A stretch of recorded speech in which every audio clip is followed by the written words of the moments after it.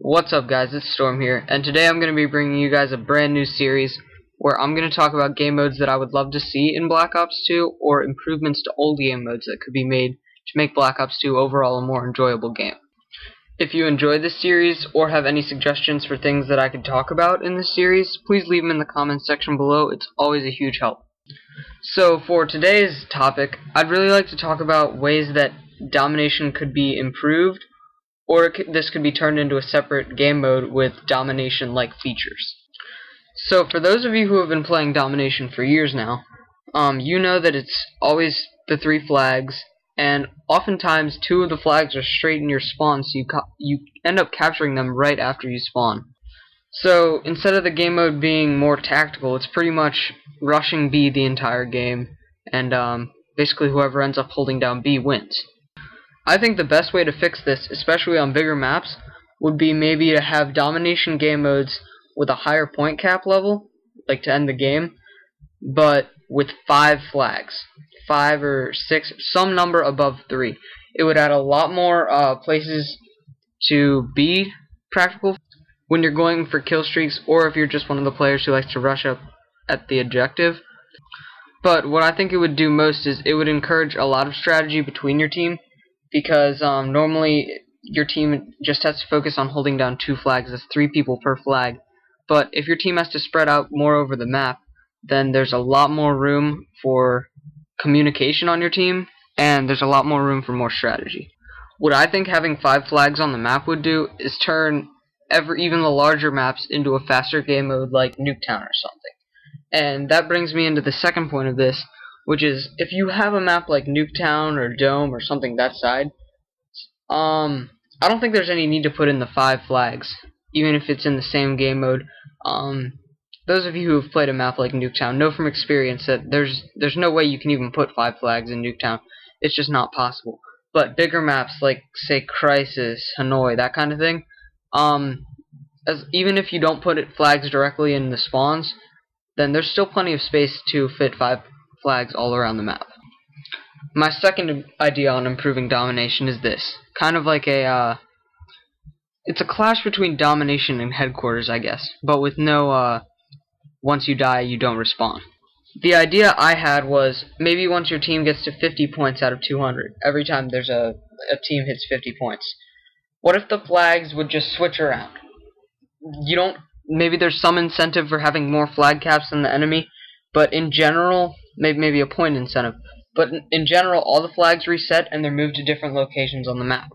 This would force teams not to sit back the entire time and just guard their flags, but to have to go after more and more flags through the entire game, and it would, in general, make it more fast-paced once again.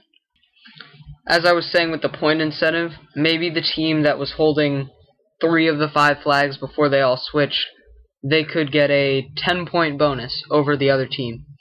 Just something to speed up the game, to make people want to capture more flags, and that kind of thing. My next idea is a really, really easy idea to put in the game. The developers could do it super easily.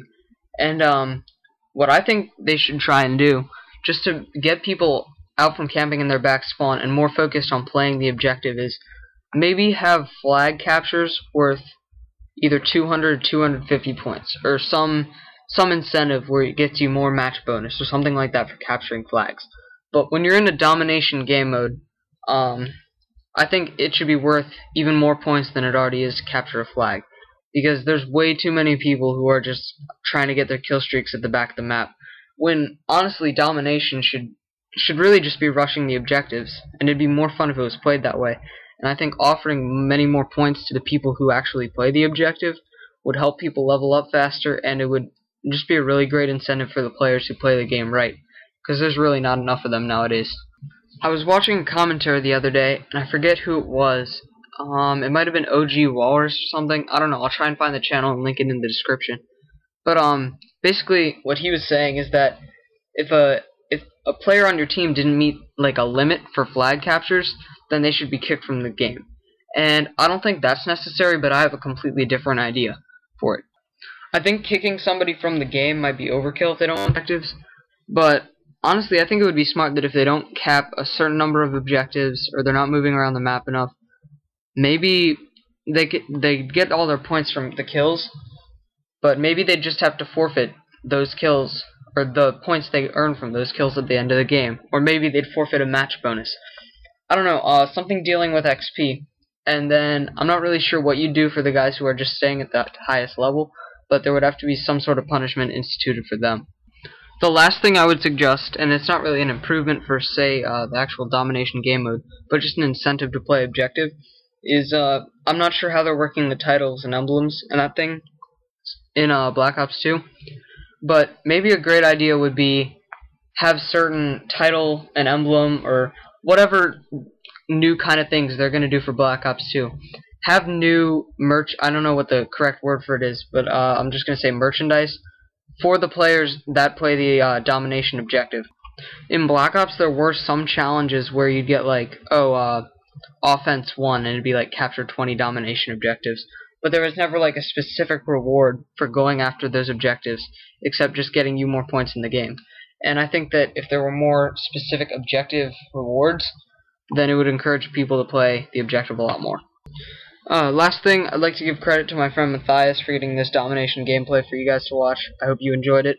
And if you enjoyed this series, please give me some feedback on it. Maybe leave a like or something like that. And I'd really appreciate any support that you guys could give. I'm close to 50 subs, so can we get there?